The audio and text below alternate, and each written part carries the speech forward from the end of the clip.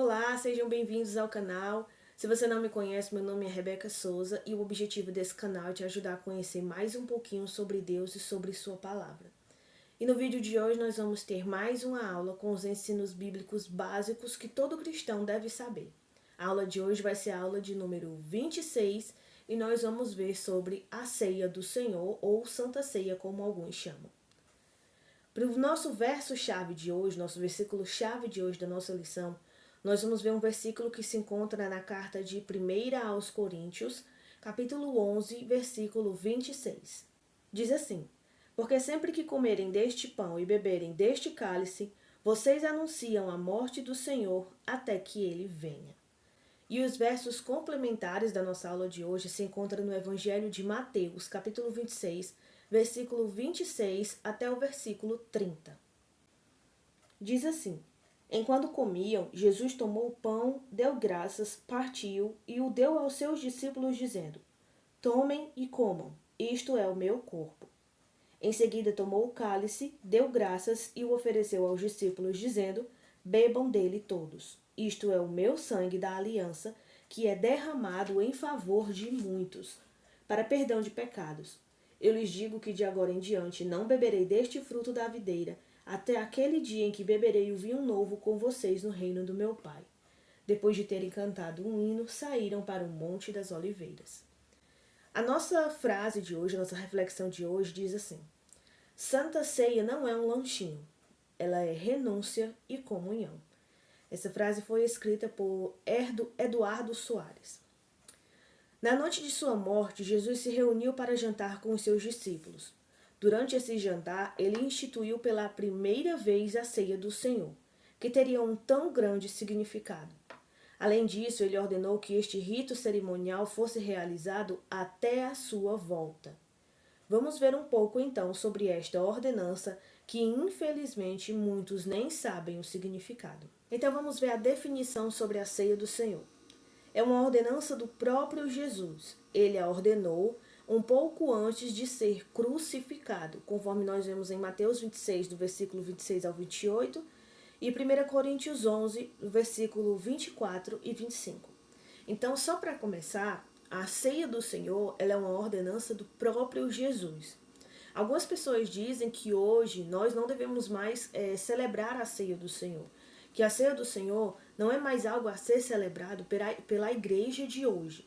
Só que a ceia do Senhor, alguns dizem que é um ensino pagão, é um costume pagão. Só que o que nós vemos é que a ceia do Senhor, ou Santa Ceia, ela é uma ordenança do próprio Jesus. Lá em Mateus, no capítulo 26, nós vemos que o próprio Jesus instituiu a Santa Ceia antes da sua crucificação. No momento da última ceia, quando ele estava lá com seus discípulos, eles cearam, Jesus disse quem que o iria trair, aí Jesus sai, vão para o Monte das Oliveiras para orar, e aí Jesus é preso pelos soldados. Então, naquela noite, Jesus instituiu a ceia do Senhor. E em 1 Coríntios 11, no versículo 24 a 25, Paulo vem nos dizer que a ceia do Senhor é algo que nós devemos celebrar até que Jesus venha. E como nós sabemos, Jesus ainda não veio hoje. Muitas pessoas, eu digo assim, a segunda vinda, né? Claro que eu não estou falando da primeira vinda, estou falando da segunda vinda, que ele virá para poder levar a igreja e tal. Então, muitas pessoas dizem, hoje em dia, que Jesus já voltou para buscar a igreja, né? Que a sua segunda vinda já aconteceu. Só que a Bíblia nos mostra que para a segunda vinda de Jesus acontecer, antes que isso aconteça, há diversos sinais nas Escrituras que mostram que deveriam acontecer antes da vinda de Jesus. Esses sinais já estão se cumprindo, muitos desses sinais já estão se cumprindo, mas eles já não se cumpriram por completo. Ainda tem muita coisa que resta acontecer até a vinda de Jesus, como por exemplo, como Paulo nos diz lá em Tessalonicenses, antes da vinda do Senhor Jesus e da nossa reunião com ele, Paulo diz que isso é uma coisa que acontece no mesmo momento, a vinda do nosso Senhor Jesus e a nossa reunião com ele, ou seja, quando a igreja vai ser levada. Paulo nos ensina que antes disso acontecer, antes da nossa reunião com ele, é necessário que venha a grande apostasia e que apareça o filho da perdição, que no caso é o anticristo, né? Que nós conhecemos, é o anticristo. Então, antes de Jesus voltar, ainda algumas coisas devem acontecer. Como essas coisas ainda não aconteceram, então nós sabemos que Jesus ainda não veio. Outra coisa também que a Bíblia nos diz é que quando Jesus vier, vai haver o toque da trombeta, que os salvos vão ouvir o toque dessa trombeta, né, a última das 7 trombetas. O céu vai se enrolar como um rolo, todos os olhos verão ele descendo junto com milhares dos seus anjos. A Bíblia diz que todo olho verá, que haverá som de relâmpagos e trovões, né, som de trovões. E a Bíblia também diz que será como um relâmpago. E o que significa ser como um relâmpago? Não é que vai ser rápido, mas é que vai ser visível para todo mundo. Um relâmpago, ele sai de um lado e vai até o outro lado e todo mundo vê o relâmpago. É isso que a Bíblia quer dizer quando diz que a vinda de Jesus será como um relâmpago. Todos o verão. E nós não vimos ainda Jesus voltar, o céu ainda não foi enrolado, ele ainda não desceu com milhares dos seus anjos, ninguém ouviu ainda a trombeta tocando, não ouvimos o som de trovões e os anjos cantando com Jesus descendo, nada disso aconteceu ainda. Isso significa que Jesus ainda não veio. Se Jesus ainda não veio, então nós ainda devemos celebrar a ceia do Senhor, porque como Paulo diz, devemos celebrá-la até o dia da volta de Jesus. Muitos podem dizer que nós não devemos seguir o que Paulo fala, mas sim o que Jesus fala. Mas nós devemos entender que a Bíblia inteira ela foi inspirada pelo Espírito Santo. O Espírito Santo, ele inspirou aqueles homens que escreveram o Evangelho, que falaram sobre a vida de Jesus aqui na Terra e sobre o seu ministério, sobre sua pregação, etc. Só que esse mesmo Espírito Santo que inspirou esses homens a escreverem o Evangelho foi o mesmo Espírito Santo que também inspirou Paulo e Pedro e João e os outros que escreveram cartas no Novo Testamento. E também as cartas do Novo Testamento, elas são doutrina para a igreja. Então nós devemos sim tomar como base também aquilo que as cartas nos diz. As cartas é que são a doutrina da igreja. As cartas do Novo Testamento são a doutrina da igreja. Toda a Bíblia, ela é inspirada por Deus, ela é a nossa regra de fé e prática. Toda a Bíblia é a palavra de Deus, ela não contém a palavra de Deus, ela é a palavra de Deus. Mas a doutrina para a igreja nos dias de hoje são as cartas do Novo Testamento. E nas cartas do Novo Testamento, é lá nessas cartas, no caso, 1 Coríntios, né, a primeira carta aos Coríntios, lá Paulo nos fala que nós devemos celebrar a ceia do Senhor até que ele venha. A ceia do Senhor também é um memorial da morte e ressurreição de Cristo. É uma ação visível que representa um ato espiritual, conforme nós vemos em 1 Coríntios 11, do versículo 23 ao 26. É como um ritual dramático que mantém viva a lembrança do seu sacrifício. Então, o que é a ceia do Senhor? A ceia do Senhor ela é um ritual, ela é um memorial que serve para nos lembrar da morte e da ressurreição de Jesus, do seu sacrifício na cruz, do que ele veio fazer na terra. Qual era a sua função, qual era o seu ministério aqui na terra. Então, a ceia do Senhor ela é um memorial para nos lembrar disso. É como, por exemplo, um aniversário. Um aniversário, a festa de aniversário, é uma festa que se faz para comemorar os anos de vida de uma pessoa. Lá na festa você comemora que aquela pessoa chegou a tal ano de vida. Ela já conseguiu viver tantos anos de vida. Então ela é uma festa, é uma comemoração, um memorial dos anos de vida dessa pessoa. Da mesma forma é a Santa Ceia. Ela é uma comemoração, uma celebração, um memorial que nos lembra a morte e a ressurreição de Jesus. Por que ele fez isso? Por que ele veio para a terra e tal, todo o seu ministério. A Santa Ceia traz à nossa atenção a principal mensagem do Evangelho. Então, qual é a principal mensagem da Santa Ceia? É a principal mensagem do Evangelho. E qual é a principal mensagem do Evangelho? A morte do Filho unigênito de Deus, sem culpa nenhuma, no lugar de pecadores culpados e dignos de morte, para que esses pecadores fossem perdoados e reconciliados com Deus. Então essa é a mensagem principal do Evangelho. O personagem principal da Bíblia é Jesus Cristo. E a mensagem principal da Bíblia é o Evangelho. De Gênesis a Apocalipse, a mensagem principal é o Evangelho. E qual é a mensagem principal do Evangelho? o Filho de Deus veio até a terra com das suas criaturas num corpo humano, sem culpa nenhuma, nunca pecou, então ele era totalmente justo. Ele veio morrer no lugar de pessoas pecadoras que não mereciam o seu perdão, não mereciam o seu amor, não mereciam que Deus tivesse graça e misericórdia por essas pessoas. E mesmo assim Jesus veio e se entregou no lugar dessas pessoas para pagar uma dívida que essas pessoas deveriam pagar. E aí, no lugar dessas pessoas, ele morrendo no lugar dessas pessoas, ele dá direito a elas a poderem se reconciliar com Deus e ser adotados por Deus, a serem perdoados por Deus. Então, essa é a mensagem principal do Evangelho e é essa mensagem que a Santa Ceia traz para nós. Os símbolos da Santa Ceia. Nós temos dois símbolos na Santa Ceia. Nós temos o pão e o vinho. Agora nós vamos ver um pouquinho sobre cada um desses símbolos. O pão, ele representa o pão da vida. Isso nós vemos lá em João 6, 48, do versículo 48 até o versículo 51. Ele faz menção ao corpo dilacerado de Jesus, que foi entregue para nos dar vida. Jesus vem dizer que, assim como Moisés, né, Deus, claro, através de Moisés, trouxe o maná do céu, Deus derramou o maná do céu no tempo de Moisés para o povo, para poder alimentar o povo e o povo não morrer fisicamente, assim também Deus agora havia enviado o pão do céu, o maná do céu, que é Jesus. Aquele maná que foi mandado no deserto representava Jesus.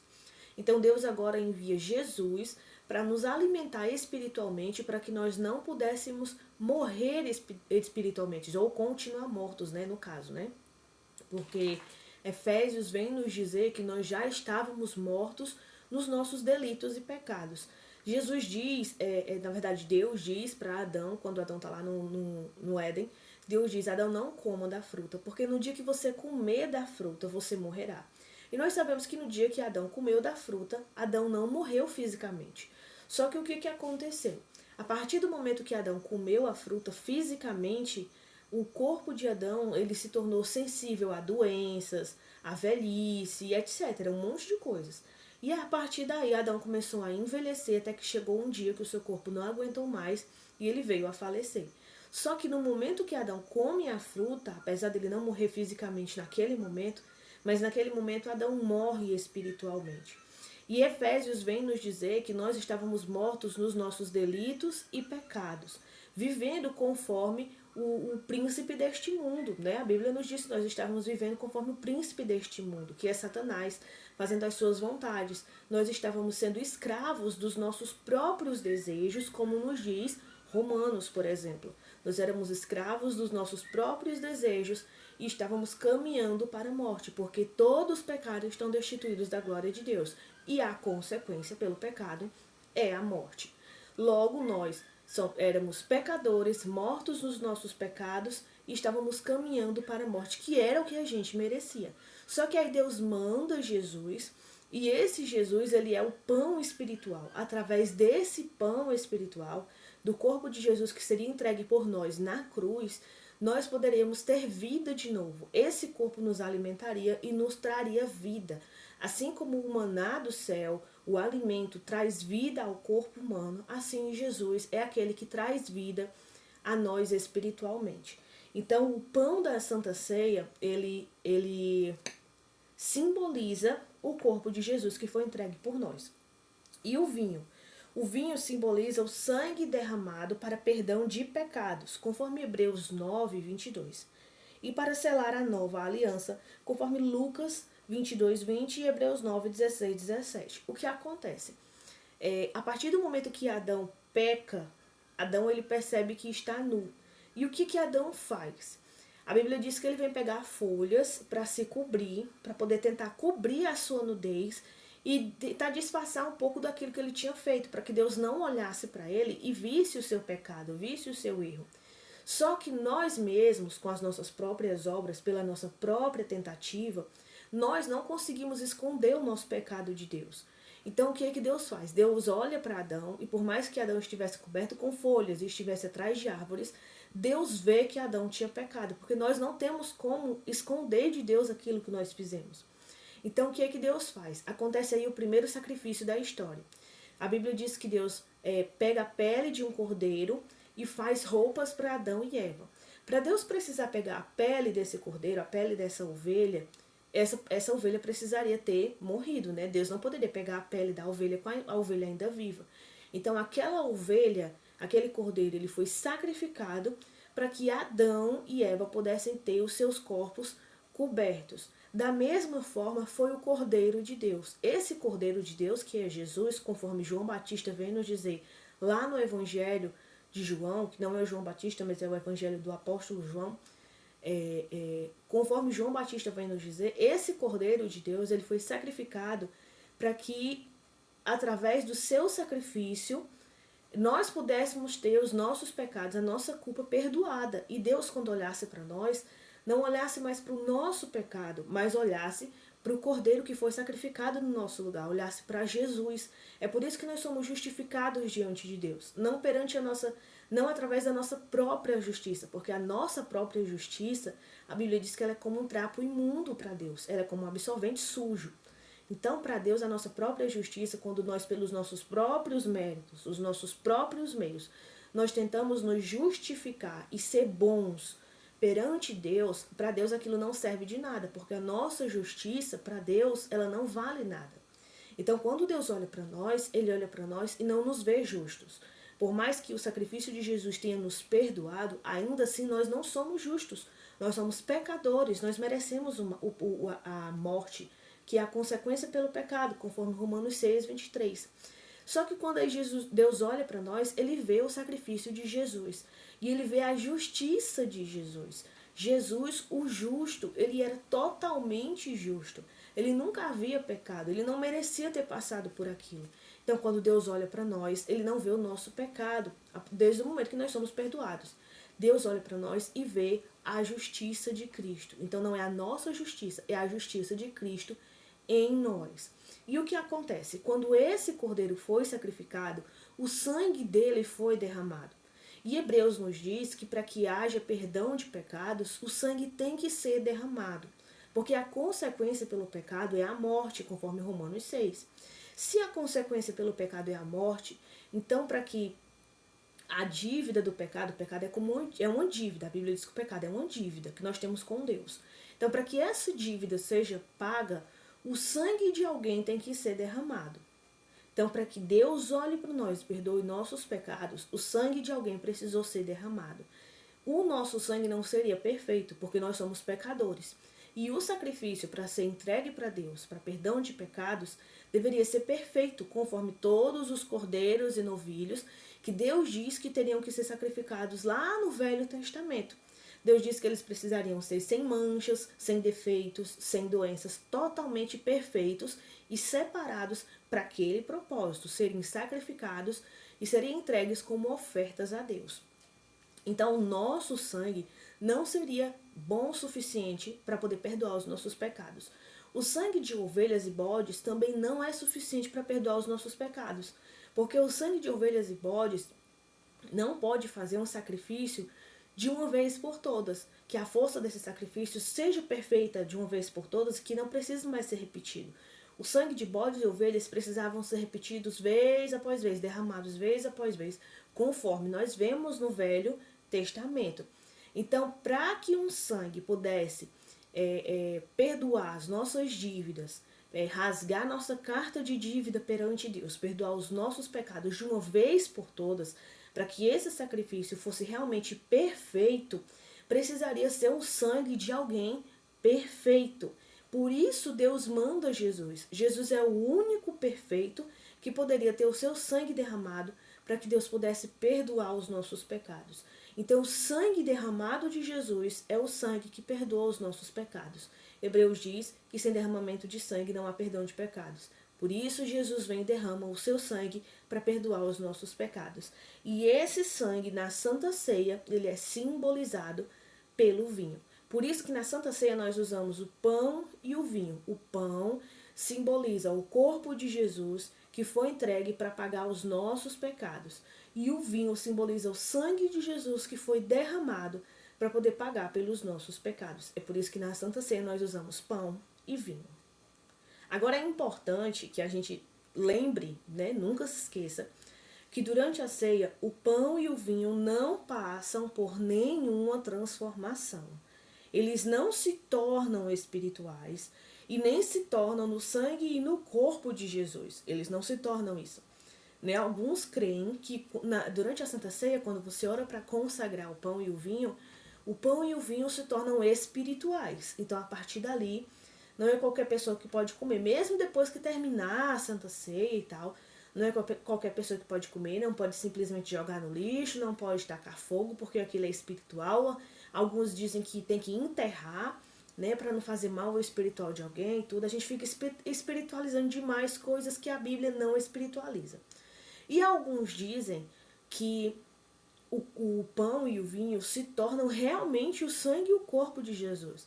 Na hora que você está comendo o pão e bebendo o vinho, você está realmente, literalmente, comendo da carne de Jesus e bebendo do seu sangue. Alguns acreditam assim. Só que eles não têm poder de conferir nenhuma graça espiritual. O pão e o vinho não têm poder de conferir graça espiritual a ninguém e nem de deixar alguém mais ungido ao tomá-lo. O pão e o vinho são apenas memoriais. Isso ali é apenas um símbolo. No momento da ceia, é claro que quem vai tomar a ceia é somente os salvos. Mas depois que acaba, isso ali não passa de um pão normal ou de um vinho, um suco de uva normal. Não tem nada de espiritual naquilo ali. Não tem nada disso. A Bíblia não nos dá base para isso. Agora, motivos para participar da Santa Ceia. Muitas pessoas têm dúvidas. Será que eu participo da Santa Ceia? Será que eu não participo? Será que eu estou pronto? Será que eu estou preparado? Então, vamos ver motivos para participar da Santa Ceia. O primeiro motivo é por obediência a Jesus. Porque a celebração da ceia é uma ordem de Jesus. Foi Jesus quem ordenou a Santa Ceia. Então, por obediência a Jesus, nós devemos sim tomar a Santa Ceia. O segundo motivo é porque a Santa Ceia nos faz relembrar o sacrifício de Cristo, conforme tem Lucas 22, versículo 19. Jesus nos instrui a tomar o pão e o vinho como memorial do seu sacrifício, para que a gente possa sempre estar se lembrando, trazendo sempre à nossa memória, que a gente não venha esquecer o porquê Jesus morreu, porquê que ele precisou vir, porquê que ele precisou passar por tudo aquilo.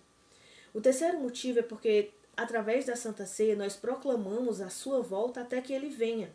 Nesse rito, nós mantemos viva a nossa esperança, conforme 1 Coríntios 11, 26. Nós devemos continuar tomando a ceia, porque sempre que nós tomamos a ceia, nós dizemos, ele ainda não veio, mas ele ainda virá. Eu creio que ele virá, e é por isso que eu estou tomando a Santa Ceia.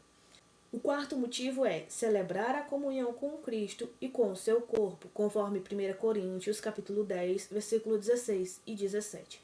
Quando nós tomamos a Santa Ceia, nós estamos celebrando a comunhão com Deus e também a comunhão com o corpo. É como um relacionamento, eu costumo dizer assim para lembrar mais fácil, é um relacionamento de cruz, porque é a sua comunhão com você e Deus, e a sua comunhão com você e o seu próximo, o corpo de Cristo. Porque quem é o corpo de Cristo? O corpo de Cristo é a igreja, né? Os membros do corpo, conforme a Bíblia fala. E Jesus é a cabeça. Então, quando nós tomamos a Santa Ceia, nós estamos celebrando a comunhão com Cristo, que é a cabeça, e com os membros da igreja, com o corpo de Cristo. Agradecer, nós também devemos tomar a Santa Ceia para agradecer pelo perdão de pecados e reconciliação com Deus. É uma forma de agradecer a Deus por aquilo que Jesus fez. É uma forma de agradecer a Deus o seu amor, a sua misericórdia, o seu perdão. É uma forma de mostrar para Deus o quanto que nós somos gratos, o quanto que nós reconhecemos a importância daquilo que Jesus fez por nós. Nós devemos sim reconhecer isso. É muito ruim quando você faz algo para alguém, quando você dá algo para alguém e aquela pessoa não reconhece o que você fez e nem é grata por aquilo. Né? A gente chama a pessoa de ingrata e a gente fica muito chateado com aquilo. Então imagine Jesus, aquilo que ele fez por nós. Se nós não formos gratos por aquilo que ele fez por nós, né? Imagina aí. Então nós devemos ser gratos a Deus. E quando você celebra a Santa Ceia, você está mostrando a Deus que você é grato por aquilo que Jesus fez por você. O próximo motivo é agradecer pela vida eterna. Nós não merecíamos a vida eterna. Nós não merecíamos viver para sempre. Nós merecemos a morte eterna, passar a vida inteira na condenação, fora da presença de Deus, porque nós somos pecadores. Nós pecamos. E conforme a Bíblia, se nós pecamos, nós merecemos o inferno.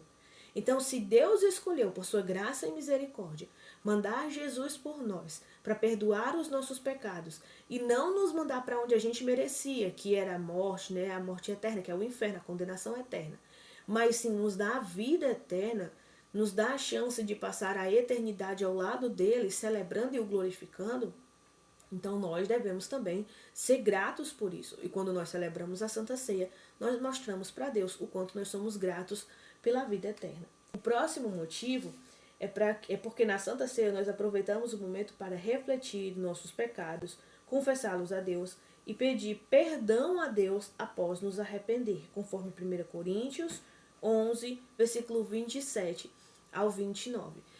Então, na Santa Ceia, nós nos lembramos daquilo que Jesus fez, nos lembramos do tamanho do amor de Deus, da sua graça, da sua misericórdia por nós, a ponto de mandar o seu filho, o seu único filho, para passar por tudo aquilo no nosso lugar, porque nós é que éramos para estar ali.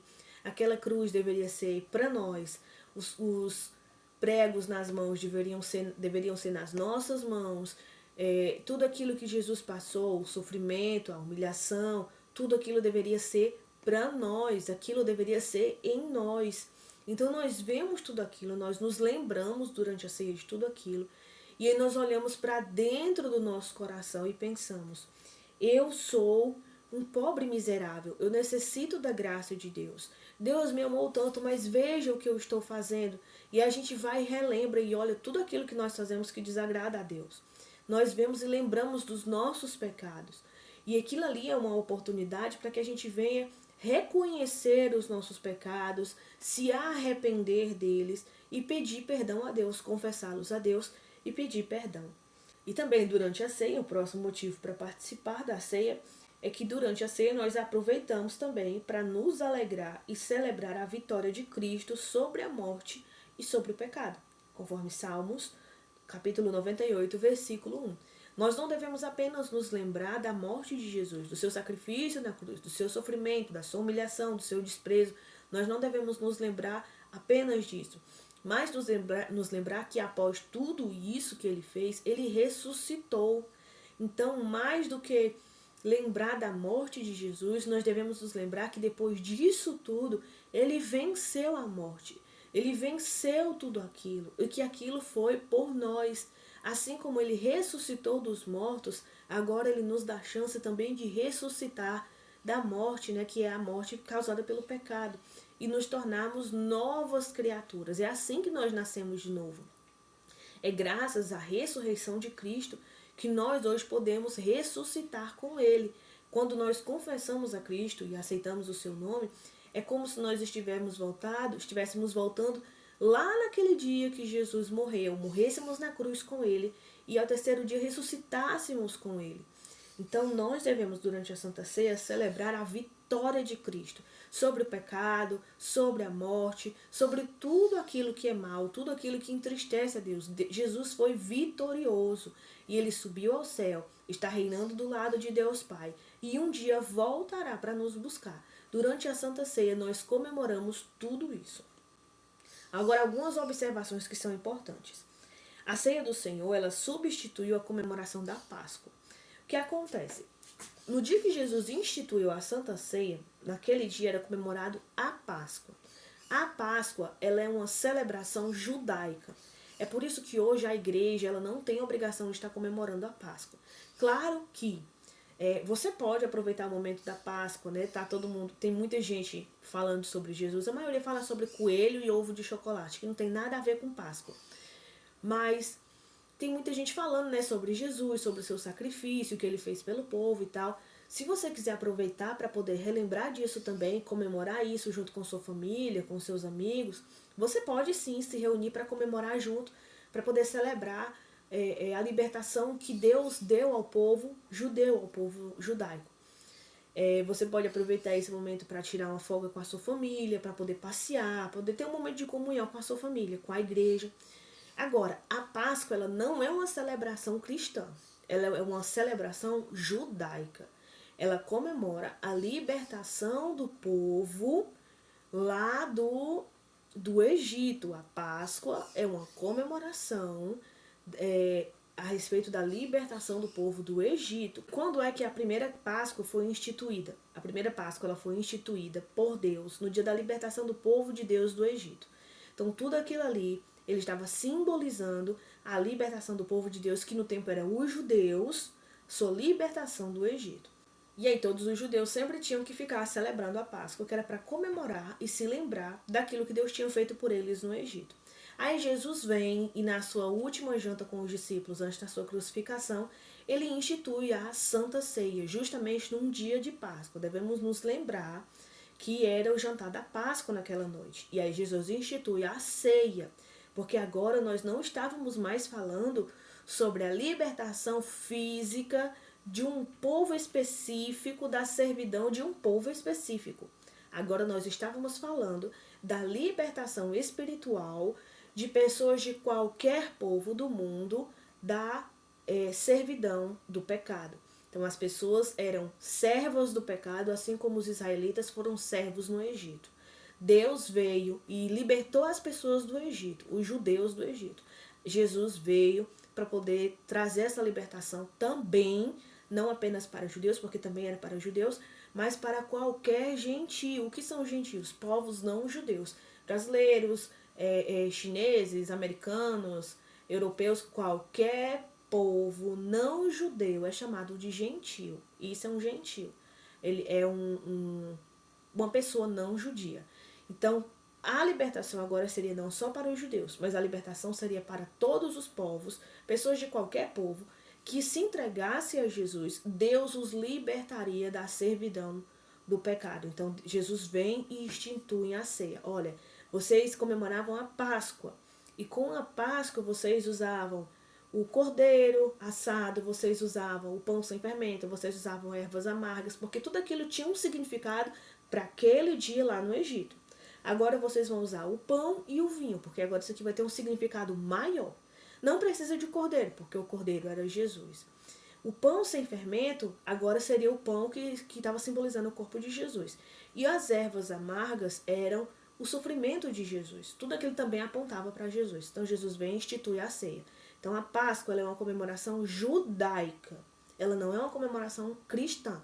Você pode aproveitar a Páscoa para estar ali junto com a sua família, com os seus amigos, também para falar de Jesus, pode sim aproveitar. Para falar da libertação do povo e trazer isso para a libertação do pecado, das pessoas serem livres do pecado, você pode aproveitar. Mas a Páscoa é uma comemoração judaica.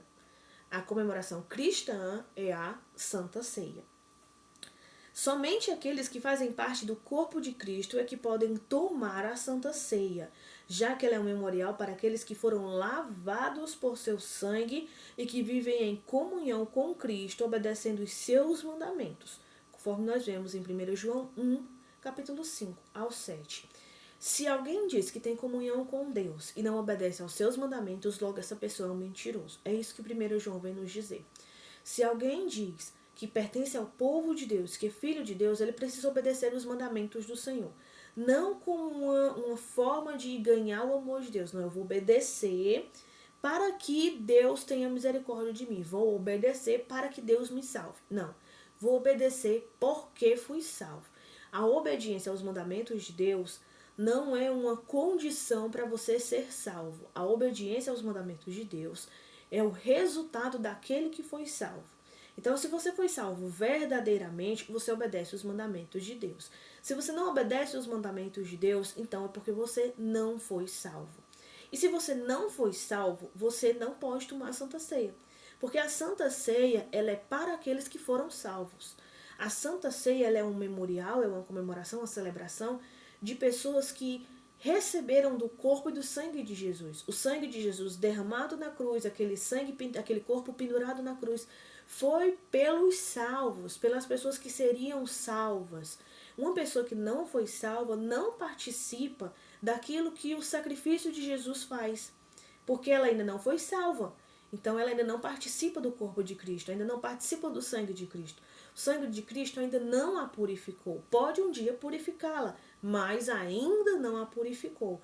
Então, se ela ainda não participa do sacrifício de Jesus, da sua morte e ressurreição, ela não pode participar da Santa Ceia, porque ela não pode comemorar algo que ela ainda não participa.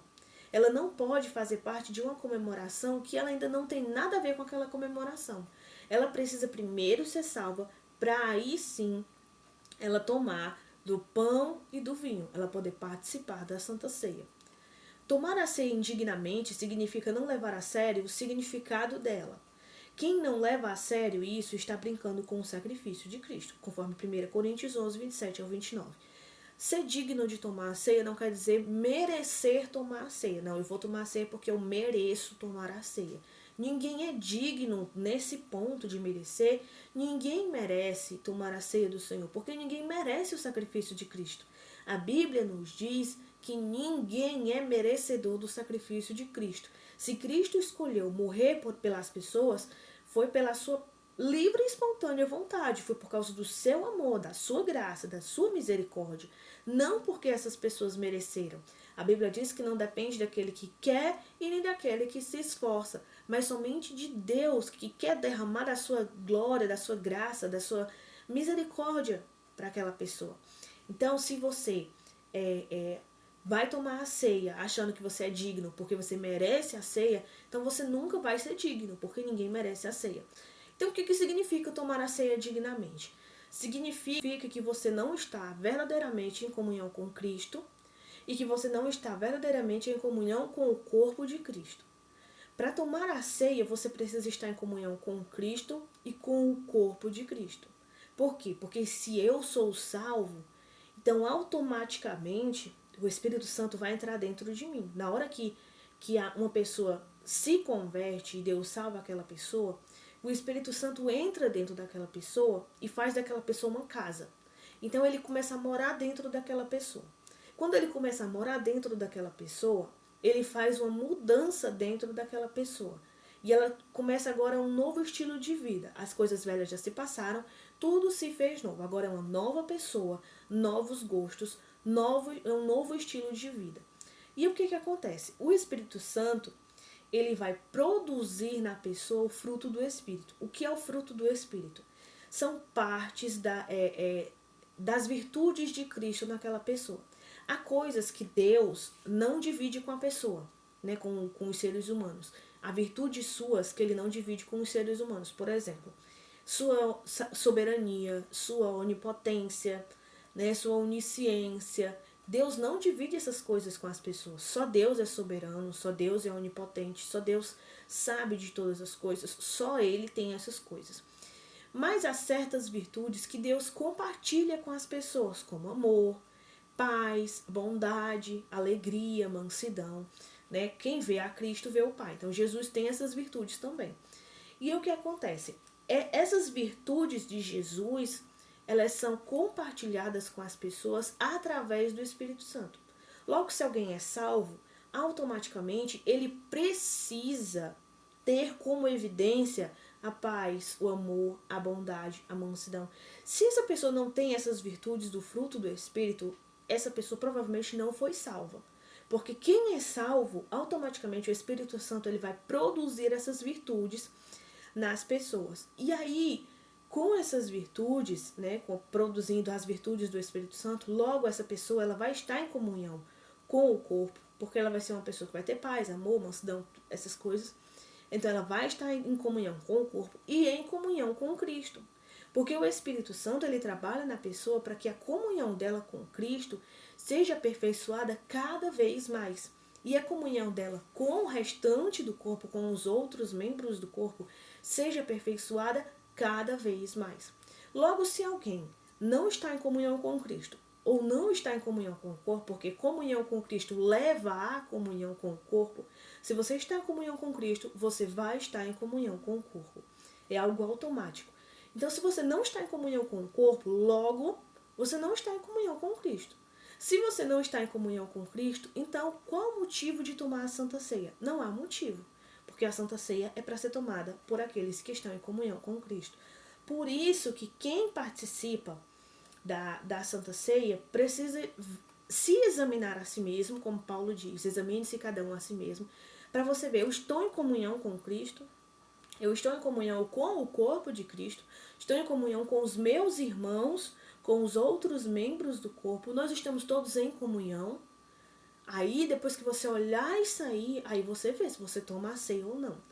Quem participa indignamente não participa dos benefícios da expiação e não proclama a morte de Cristo, mas sim ele participa da culpa daqueles que mataram nosso Senhor.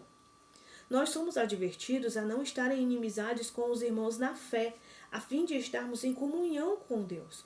Portanto, a ceia só deve ser tomada quando estamos em paz com Deus, conforme Mateus 5, 23, 24 e 6, versículo 14 e 15. A Bíblia ensina que cada um deve examinar a si mesmo, reconhecer seu pecado, arrepender-se dele e pedir perdão, para só então tomar a ceia. Ela não deve ser tomada por quem não quer abandonar o seu pecado. Porque se você não quer abandonar o seu pecado, então provavelmente você ainda é servo daquele pecado. Se você é servo do pecado, então você não foi liberto por Cristo. Porque quando o Filho vos libertar, então verdadeiramente sereis livres. Então, é Ele que vai te libertar. Se você ainda não foi liberto, então porque você ainda não tem Cristo no seu coração. E você deve procurar estar mais com Deus, né? E se entregar a Deus, se arrepender de seus pecados, confessar o nome de Jesus e se entregar a Deus. E aí sim, você vai estar em comunhão com Cristo e vai poder tomar a Santa Ceia. Em 1 Coríntios 11, Paulo nos encoraja a nos examinarmos a nós mesmos, reconhecer os nossos erros e nos arrepender, e não a permanecer no pecado.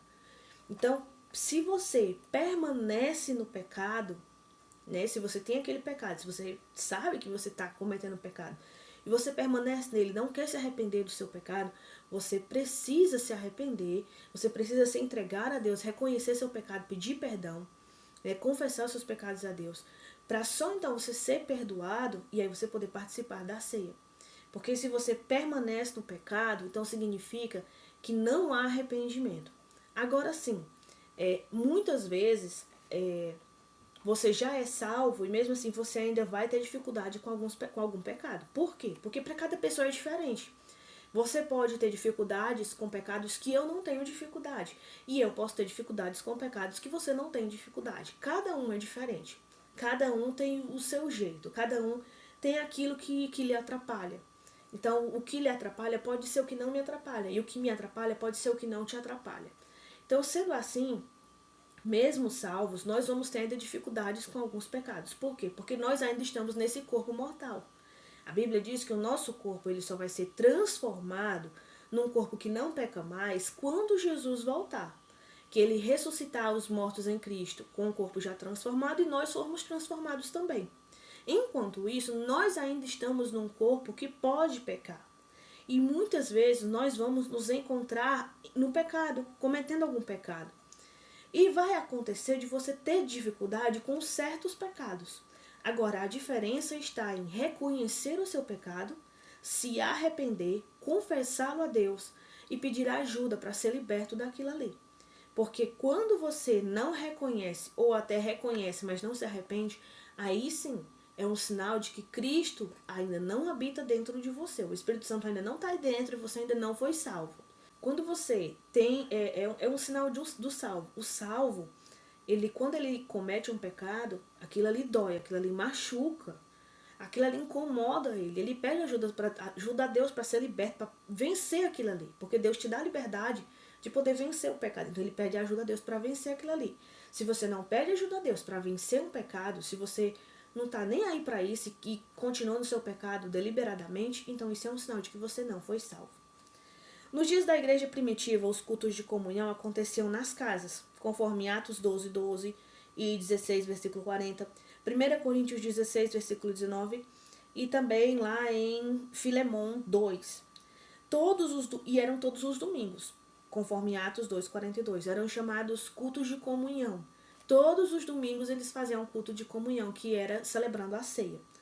Agora, não importa onde ela seja celebrada, se vai ser no prédio que chamam de templo, se vai ser numa casa, se vai ser na praça, se vai ser na praia, não importa onde ela seja celebrada. Ou que dia ela é celebrada, se é domingo, se é segunda, quarta, não importa que dia da semana, ou com que frequência ela é celebrada, se ela é semanalmente, mensalmente, se ela é trimestral, se ela é semestral, se ela é anual, não importa. O que importa é que ela seja celebrada pelos motivos certos em união até que Cristo venha. Então essa foi a nossa aula de hoje. Eu espero que ela tenha te abençoado. Eu espero que você tenha aprendido mais um pouquinho sobre Deus e sobre a palavra dele. E que eu queria te pedir para você curtir o vídeo, compartilhar com outras pessoas, se inscrever no canal, porque você ajuda o canal a crescer. E assim o próprio YouTube começa a recomendar os vídeos para outras pessoas. E assim mais pessoas têm acesso também a mais um pouquinho sobre Deus e sobre a sua palavra. Esse foi o nosso vídeo de hoje e até a próxima.